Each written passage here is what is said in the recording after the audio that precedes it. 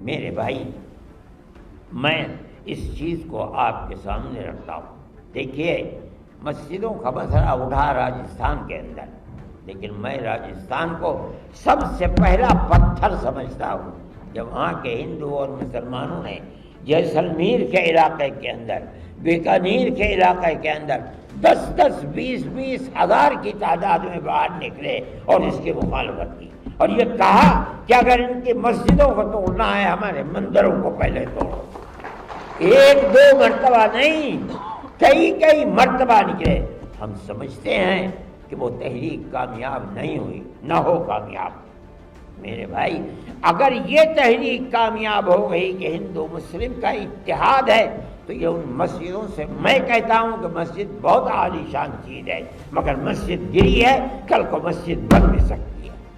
لیکن یہ تحریک ایسی تحریک ہے کہ جو انتہائی جاندار تحریک ہے.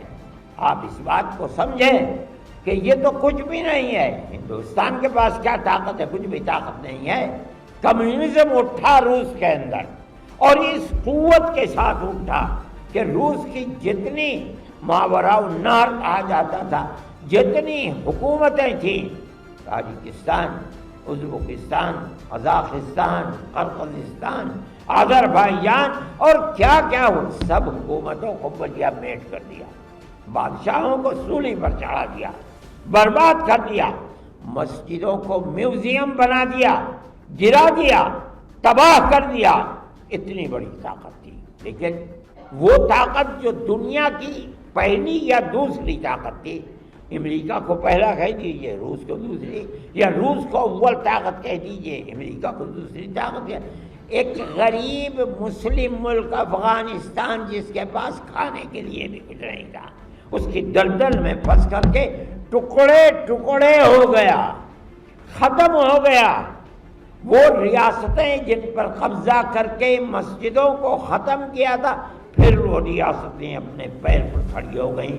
ان مسجدوں کو جن کو میوزیم بنایا تھا، 100 سال کے بعد انہی مسجدوں سے اللہ اکبر کی پھر آواز اٹھنے لگی.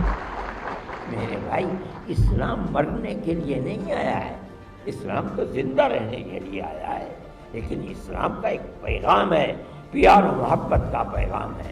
ہم اسی پیغام کو زندہ کرنا چاہتے ہیں جو آج کی فرقہ پرست طاقت اس ملک کے اندر اس امن و امان اور پیار و محبت کے پیغام کو مارنا چاہتی ہے. ہم پیار و محبت کے پیغام کو زندہ کرنا چاہتے ہیں. ہم سمجھتے ہیں کہ یہ پیغام اگر زندہ ہو گیا تو اس ملک کی زندگی بڑھ جائے گی، اور اگر یہ پیغام خدا نہ خواستہ زندہ نہ ہوا، یہ ملک برباد ہو جائے گا. مجھے کل کوئی صاحب اوباما جو پہلے صدر تھے امریکہ کے، ان کا انٹرویو سنا رہا تھا. مجھے حیرت ہوئی کہ وہ شخص یہ کہتا ہے کہ ہندوستان کے اندر اگر پیار و محبت کی فضا کو نہ بنایا گیا اور اسی طریقے سے ملک کو چلایا گیا جس طرح اس وقت چلایا جا رہا ہے، یہ ملک ٹوٹ جائے گا اور ختم ہو جائے گا. میں کہتا ہوں کہ دنیا کی نظر ہے اس کے اوپر. ہم اور آپ تنہا نہیں ہیں. امریکہ جیسی حکومتوں کے اندر لوگوں کی نظر ہے کہ ہندوستان کی حکومتیں کیا کر رہی ہیں اور فرقہ پرستوں کے ہاتھوں میں کس طرح ملک کو برباد کر رہی ہیں. یہ چیز ہمارے اور آپ کے سوچنے کی ہے.